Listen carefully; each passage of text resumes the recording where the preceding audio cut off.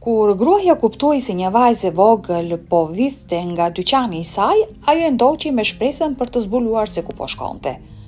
Por ajo që gruaja zbuloi i theu zemrën dhe e bëri të qaj.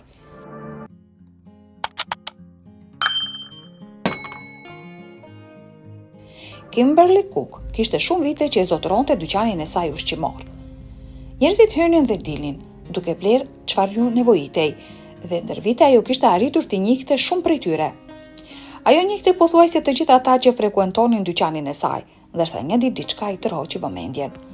Ajo po rregullonte raftet kur pa një vajzë të vogël rreth 6 vjeçe në fund të korridorit.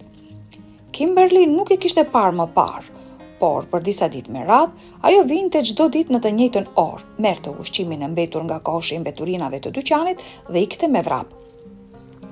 Në fillim Kimberly u mendua nëse vajza ishte me dikë, ndoshta me nënën ose babain e saj. Por sa më shumë që e vëzhgonte, aq më qartë bëhej që vajza ishte e vetme. Gjithsesi, ishte e çuditshme që ajo ishte gjithmonë e veshur mirë dhe nuk dukej si dikush që do të detyrohej të merrte ushqim nga një kosh mbeturinash. Kjo ishte arsyeja pse Kimberly vendosi t'i afrojë dhe ta pyeste pse po merrte ushqim. E zonja e dyqanit ju afrua vajzës, i buzëqeshi dhe i tha: "Përshëndetje, unë quhem Kimberly. Kam vënë re që vjen shpesh këtu. Si e ke emrin?" Vajza duke e friksuar dhe fytyra e saj u skuq. Pas disa sekondash arriti të fliste dhe pyeti nëse mund të merrte disa ushqime nga koshi i bamirësisë. Ajo e përfundoi fjalinë me një lutje të madhe, duke e shikuar Kimberlyn me sy të mëdhej dhe të lutshëm. Kimberly buzëqeshi përpara se t'i thoshte: "Sigurisht që mundesh, zemër." Me këtë vajza e vogël u kthye dhe filloi të mbushte çantën e saj me të gjitha llojet të ushqimeve që po merrte nga koshi i bamirësisë. E habitur Kimberly ngriti vetullat dhe e pyeti me një pyetje të thjeshtë: "E di, nëse të duhet ndihmë, mund të më kërkosh mua. A erdhe këtu vetëm? Ku është nëna dhe babai yt?" Vajza dukej sikur nuk e ndëgjoi, ose të paktën po pretendonte se nuk e ndëgjoi. Kimberly u mjaftua duke e parë teksa mbushte çantën me ushqime. Mbasi i mbushi mirë, vajza e vogël u kthye nga Kimberly dhe tha: "Më fal, por duhet të shkoj." Diçka ishte shumë e çuditshme në gjithë këtë situatë, prandaj Kimberly vendosi ta shikonte më nga afër. Të nesërmen vajza e vogël ishte përsëri pranë koshit të mbeturinave, duke mbledhur mbetje të ushqimeve. Kimberly e dinte se kishte ardhur koha për të bërë një hetim tjetër, kështu që ushtir sigurisht e zën, ndërsa priste që vajza të mbante së mbledhuri ushqimet dhe të përfundonte. Sa po vajza u kthye për të ikur, Kimberly i kërkoi me zë të ulët një bashkëpunëtorit e saj të mbante në kontroll dyqanin dhe ndoqi vajzën në heshtje. Kimberly hyri në makinë dhe ndoqi duke u përpjekur të mos ngjallte dyshime. Vajza po endet rrugëve, duke tundur çantën e mbushur me gjëra që sapo kishte marrë nga dyqani. Sigurisht që ajo nuk ishte e shoqëruar, megjithse askush nuk i kushtoi vëmendje një vajze 6 vjeçare që ecste e vetme. Më pas ajo u fut në një rrugicë. Kimberly parkoi makinën dhe zbriti, duke e ndjekur nga larg. Ajo vuri re që vajza, pasi kishte ecur pak më tej, mori një kthes tjetër, duke u futur në një rrugicë edhe më të errët dhe më të ngushtë. Gjithçka dukej shumë e çuditshme dhe Kimberly ndjeu një ndjenjë të keqe. Ishte një vend mjaft i pakëndshëm. Nga larg, ajo e pa vajzën t'i afrohej një ndërtese, ose më saktë një garazhi. Dera u hap dhe Kimberly u mundua të shihte çfarë kishte brenda. Brenda dukej një djalë që dukej edhe më i vogël se vajza dhe një qen i vogël që nuk dukej në gjendje të mirë shëndetësore. Pa pritur vajza u kthye dhe e pa Kimberlyn duke e vëzhguar. Gruaja vrapoi drejt tyre ndërsa ata u përpoqën të mbyllnin derën e garazhit. Ajo u tha se nuk ishte aty për t'u bërë keq dhe se donte vetëm t'i ndihmonte. Pasoi një heshtje e gjatë përpara se vajza të thoshte: "Jo, nuk dalim jashtë. Mos thirr policin, ik." Kimberly lëshoi një pshërritim të qetë dhe i siguroi fëmijët se nuk do të thërriste policin. Disa çaste më vonë dera u hap përsëri.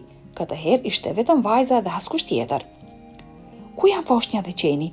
pyeti Kimberly. Vajza shikoi pas shpatullave të saj dhe lotët filluan t'i rrinin nga sytë e pafajshëm. "Të lutem, mos na i marrish. Unë jam motra e madhe e Jasonit. Mami më tha të kujdesem për të. Quhem Stacy, kemi dhe në qenë e ai quhet Timmy.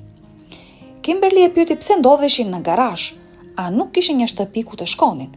Përgjigjja e Stacyt filloi të shpjegonte të gjithë situatën. Voglushja filloi të fliste dhe tha: "Mami dhe babi vdiqën. Ndaj ne ikëm nga shtëpia dhe erdhëm këtu.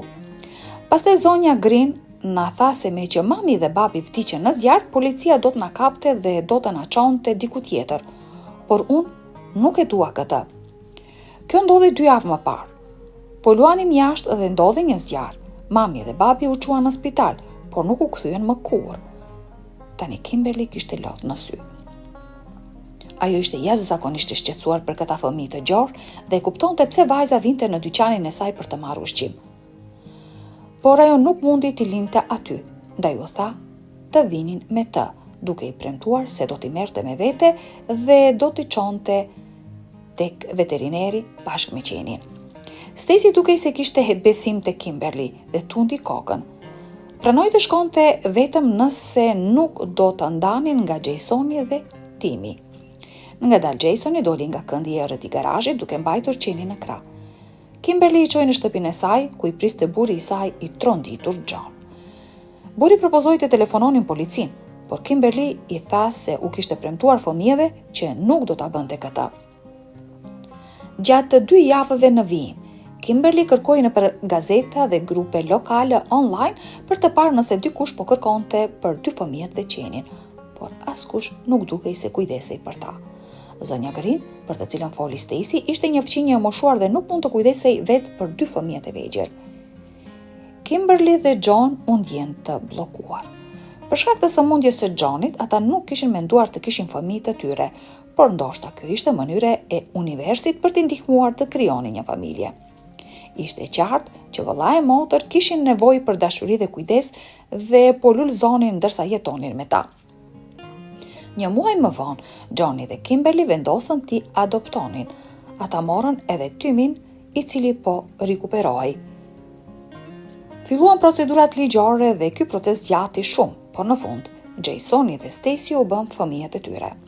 Edhe pse takimi i tyre ishte krejtësisht i pazakont, çifti ishte i lumtur që tani kishin fëmijë në jetën e tyre. Sa për Stacyn dhe Jasonin, ata ishin të lumtur që më në fund kishin një shtëpi dhe prindër të dashur. Ata nuk do të kishin më nevojë të kërkonin ushqim në kazanet e plehrave. Të dashur shikues, si do të kishit reaguar nëse do të zbuloni që një vajzë e vogël po vidhte nga dyqani juaj? Ju lutemi na tregoni në komente. Dhe nëse ju pëlqeu kjo video, atëherë mos harroni të pëlqeni dhe të abonoheni në kanalin tonë. Ju faleminderit.